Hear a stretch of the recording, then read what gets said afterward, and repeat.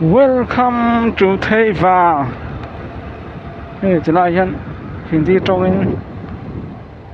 mình ta lại vào mà Theva, thì ta lại vào mà Theva.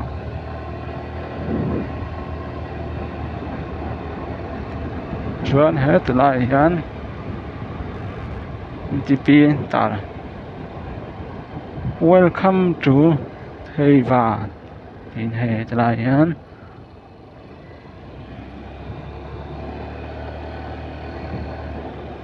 Thế và có sung hết mà cả phẳng về tổ bằng những ra tê còn ra có giọt với tổ thố bằng giọt non lệ tổ lâu mấy nó tăng ai cần tán mèng sốt cắt to khóc mấy sốt cắt tắc này mấy nó tăng ai cho ý thì lem tổ ở con bờ tăng hay thắng làm khuôn tầm cho chúng làm po tầm mà chẳng làm po hay ăn tầm cho nên mấy nó lái tắc hay chỗ ý là lem tầm sau chỗ con hủ đòn lâu này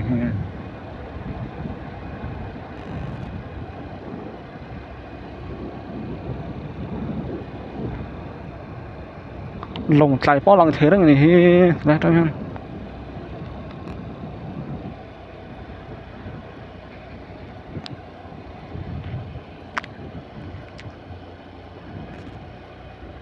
qua dur hop mày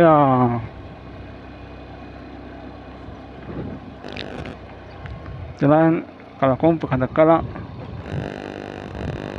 tạm thấy lố này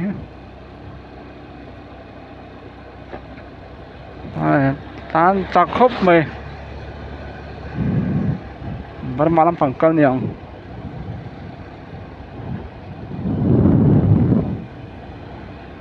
kosong ya rồi mấy người ta nào làm tao cho văn nó rồi giờ rồi thi đi được hả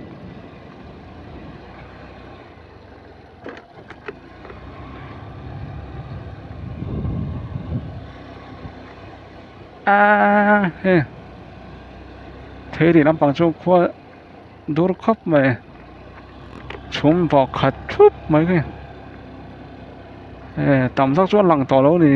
in mà tầm sắc chỗ hay là sao hiện in cả con lui kha anh em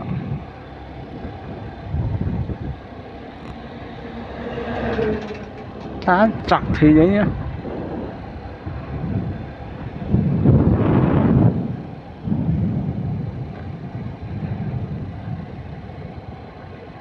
nôm ra mà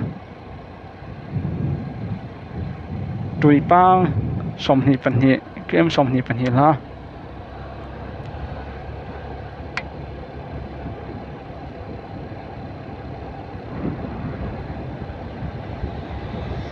lâu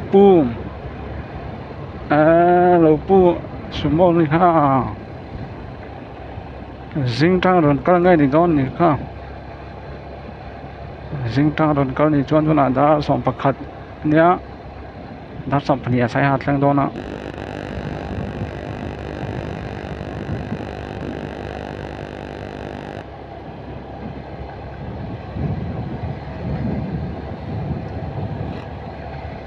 lâu pu làm po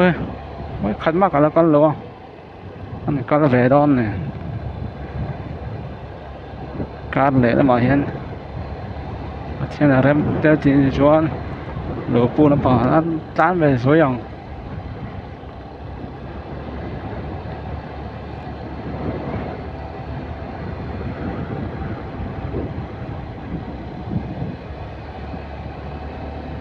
con chữa trong lỗ ống lỗ này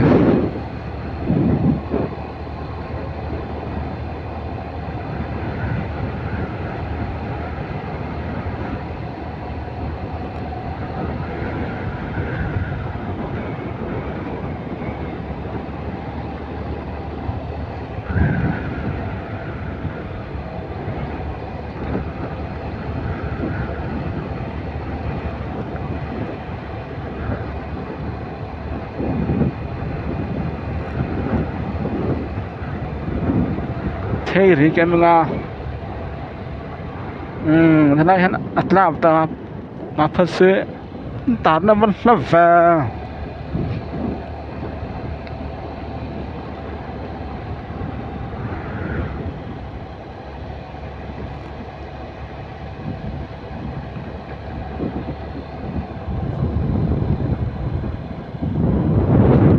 cái chỉ nắm bằng cái công nuôi khăn đến cái gì à còn là công nuôi waiting set avant travel thế này hen